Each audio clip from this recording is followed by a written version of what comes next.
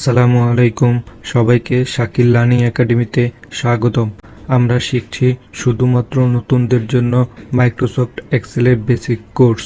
Microsoft এক্সেলের আজকের পর্বে আমরা হোম মেনুর কিছু গুরুত্বপূর্ণ বিষয় জানব। নিজেকে একজন এক্সেল এক্সপার্ট হিসেবে গড়ে তুলতে যা জানা খুবই প্রয়োজন। তাহলে চলুন আমরা দেরি না করে মূল ভিডিওতে চলে যাই। ক্লিপবোর্ড রিবন, এক্সেলের এই অংশটুকুকে ক্লিপবোর্ড রিবন বলা হয়। ক্লিপবোর্ড রিবনের মাধ্যমে আমরা একটি ডাটাকে কাট করতে পারি, কপি করতে পারি, পেস্ট করতে পারি, ফরম্যাট পেইন্টার করতে পারি। প্রথমে যদি কপি করতে চাই, আমরা যেই অংশটুকুকে কপি করার প্রয়োজন সেই অংশটুকুকে আমরা সিলেক্ট করে নিব। ধরুন আমার স্যালারি থেকে এই অংশটুকুকে আমাদের কপি করা প্রয়োজন। ওকে, জাস্ট হচ্ছে এই অংশটুকুকে সিলেক্ট করে কপিতে পেস্ট করে দিলাম। দেখেন আমার কিন্তু কপি হয়ে গেছে। এরপর আমরা যেটা করব, এই অংশটাকে আমরা পেস্ট করব। যে অংশে পেস্ট করব ওই সেলে ক্লিক করলাম, করে জাস্ট এই জায়গায় পেস্টে আমি ক্লিক করে দিলাম। দেখেন আমার এই অংশটাও কিন্তু কপি হয়ে গেছে। ওকে, তাহলে কপি কিভাবে করব?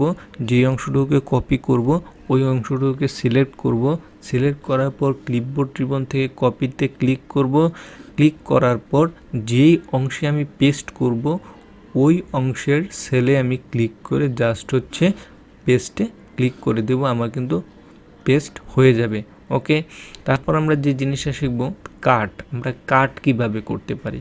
কাট যদি করতে চাই, ধরেন আমি এর আগে স্যালারি থেকে এই অংশটুকুকে কী করেছিলাম, কপি করেছিলাম। এই অংশটুকুকে আমি আবার সিলেক্ট করলাম, করে কার্টে শুধু ক্লিক করলাম। ক্লিক করে জাস্ট ধরেন আমি এই সেলে এটাকে আমি পেস্ট করব। এর জন্য পেস্টে যে আমি ক্লিক করে দিলাম। দেখেন এই জায়গায় যে আমার স্যালারিটুকু ছিল এই জায়গায় কিন্তু নাই, সেটা চলে গেছে কোনটায়, আমার যে নাম্বার কলামে চলে গেছিলো। ছিল আমার এফ নাম্বার কলামে, সেটা চলে গেছে আপনার যে নাম্বার কলামে।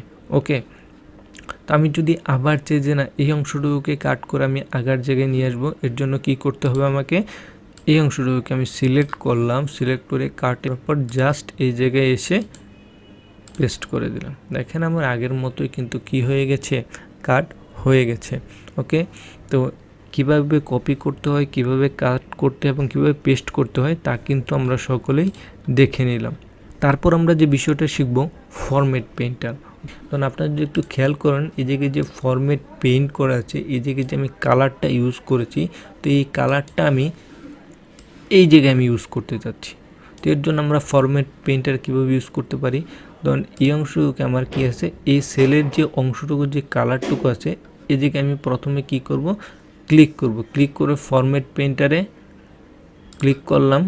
ক্লিক করার পর জাস্ট আমি এই অংশটুকুকে, সম্পূর্ণ অংশটুকুকে একটু টেনে দিয়েছি, সাথে সাথে কিন্তু আমার ফরম্যাট পেইন্টার হয়ে গেছে। ওকে, তারপর আমরা যে বিষয়টি শিখব, অ্যালাইনমেন্ট। অ্যালাইনমেন্টের যে টুলসগুলো রয়েছে সেগুলো কিভাবে ব্যবহার করতে হয় তাই আমি আপনাদেরকে শেখাবো এবং শিখব। তো চলুন প্রথমে আমরা অ্যালাইনমেন্টের যে অংশটুকু দেখে নেব, সেটা হচ্ছে লেফট অ্যালাইন লেফট। ওকে, তো কিভাবে আমরা কোনো এগুলোকে লেফট দিকে অ্যালাইন করতে পারি বা কোনো অংশটুকুকে লেফট দিকে বাম দিকে নিতে পারি সেটা আমরা দেখে নিব। ওকে, যদি আপনারা যদি একটু খেয়াল করেন, এই এক্সিকিউটিভ যে অংশটুকু রয়েছে সেটা কিন্তু আমার সেলের একদম মাঝখান বরাবর রয়েছে। তো এটাকে আমি চাচ্ছি যে না, মাঝখান বরাবর না রেখে আমি বাম দিকে অ্যালাইনমেন্ট করব, বাম দিকে নিব। সেক্ষেত্রে আমি শুধু অ্যালাইনমেন্টের লেফট অ্যালাইনে যদি আমি ক্লিক করে দিই, দেখেন আমার এক্সিকিউটিভ কিন্তু বাম দিকে চলে আসছে। এইভাবে যদি আমি জুনিয়র এক্সিকিউটিভকে যদি লেফট অ্যালাইন করতে চাই, দেখেন আমার সবগুলো কিন্তু চলে আসতেছে। জাস্ট আমি ক্লিক করে দিলাম, আমার কিন্তু বাম দিকে অ্যালাইন হয়ে গেছে। এইভাবে আমি একটি এক্সেলের সমস্ত ডাটাকে যদি বাম দিকে যদি অ্যালাইন করতে চাই, অর্থাৎ বাম দিকে যদি ডাটাগুলোকে যদি নিয়ে আসতে চাই, সেক্ষেত্রে যে অংশটুকুকে নিয়ে আসব সম্পূর্ণ অংশ আমি সিলেক্ট করব। সিলেক্ট করে জাস্ট হচ্ছে লেফট অ্যালাইনে আমি ক্লিক করে দিব। দেখেন আমার সমস্ত ডেটা কিন্তু লেফট, বাম দিকে কি হয়ে গেছে, অ্যালাইনমেন্ট হয়ে গেছে। তেমনি সেমভাবে আমি যদি এই অংশটুকু যদি সেন্টার অর্থাৎ মাঝখান বরাবর যদি রাখতে চাই, আমার ডেটাগুলোকে যদি আমি একদম সেলের মাঝখান বরাবর যদি রাখতে চাই, তখন আমি জাস্ট হচ্ছে সেন্টারে যদি ক্লিক করে দিই, দেখেন আমার ডেটাগুলো কিন্তু সেন্টারে একদম মাঝখান বরাবর চলে আসছে।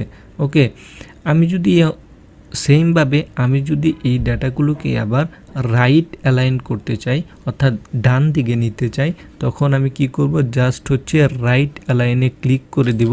দেখেন আমার কিন্তু একদম রাইট অ্যালাইনে চলে আসছে, অর্থাৎ ডান দিকে সবগুলো ডাটা চলে আসছে। তো আমরা চাইলেই তো যে কোনো অ্যালাইন ইউজ করতে পারবো না। এই আমি রাইট অ্যালাইন যদি ইউজ করি, দেখেন আমার ডাটাগুলোকে এলোমেলো দেখা যাচ্ছে। এর জন্য যেই সেলে যে অ্যালাইনমেন্ট ব্যবহার করা প্রয়োজন, আমরা সেই অ্যালাইনমেন্টটাকেই ব্যবহার করব। তো আমরা যদি একটু খেয়াল করি সেল, তো সেল সাধারণত আসলে মাঝখান বরাবর থাকে। জাস্ট এটাকে ক্লিক করলাম, আমি সেন্টারে নিয়ে এসে দিলাম, মাঝখান বরাবর রাখলাম। নেমের কথা যদি চিন্তা করি, পার্সনগুলো নেমকে আমরা লেফট অ্যালাইন করে দিতে পারি, লেফট অ্যালাইন করে দিলাম। ডিজিগনেশনটাকেও আমরা লেফট অ্যালাইন করে দিব। ডিপার্টমেন্টেওকে আমরা সেন্টার করে দিলাম।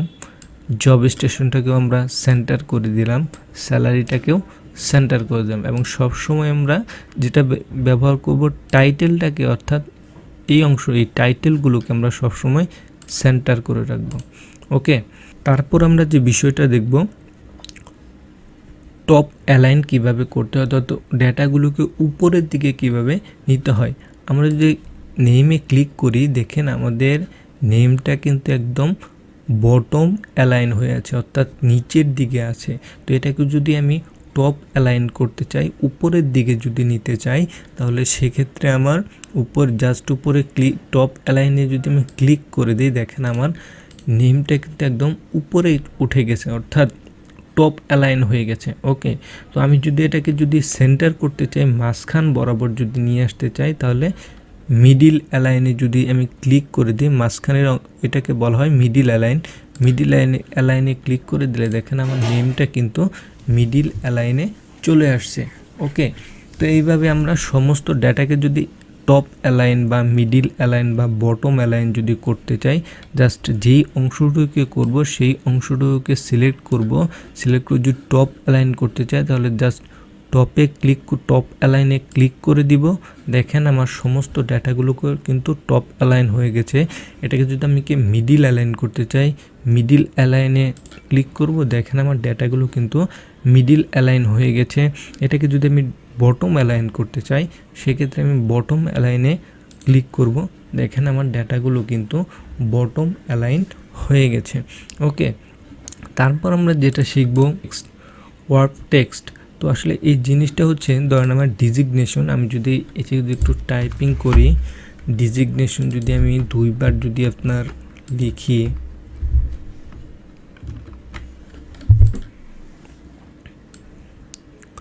দেখেন একটা সেলে আপনি যখন কোনো কিছু টাইপিং করবেন, তো এই টাইপিং করা অংশটুকু আমি দুইবার হচ্ছে ডিজিগনেশন টাইপিং করলাম। তো টাইপিং করতে আমি দেখতে পাচ্ছি যে সম্পূর্ণ অংশ দেখা যাচ্ছে না। তো এটা আমি গত ক্লাসে আপনাদেরকে আমি দেখেছিলাম, এটা কলামটা কীভাবে আমরা বাড়িয়ে নিতে পারি। ডাবল ক্লিক করলে এটাকে আমরা বাড়িয়ে নেওয়া যায়। তো আমরা চাচ্ছি যে এটা আমরা চাচ্ছি বাড়াবো না। এর জন্য আমরা যেটা করতে পারি, ওয়ার্ক টেক্সটের ব্যবহার করতে পারি। জাস্ট আমরা যদি এটি ক্লিক করে দিই ওয়ার্ক টেক্সটে, দেখেন এই অংশটুকু কিন্তু এখন সম্পূর্ণ, উপরের অংশটুকু যে নিচের অংশে কিছু অংশ চলে আসছে, অন্য কলামে কিন্তু সেটা চলে যায়নি, অর্থাৎ একটা কলামের মধ্যে সেটা সীমাবদ্ধ রয়েছে। ওকে, মার্জ অ্যান্ড সেন্টার, সেলকে একত্রিত করার জন্য মার্জ অ্যান্ড সেন্টারের ব্যবহার করা হয়ে থাকে। গত ক্লাসে আমরা আপনার ABC food and beverage limited এবং এমপ্লয়ি ডাটাশিট, এই দুইটা অংশকে কিভাবে মার্জ অ্যান্ড সেন্টার করতে হয় সেটা কিন্তু আমি আপনাদেরকে দেখিয়ে দিচ্ছি।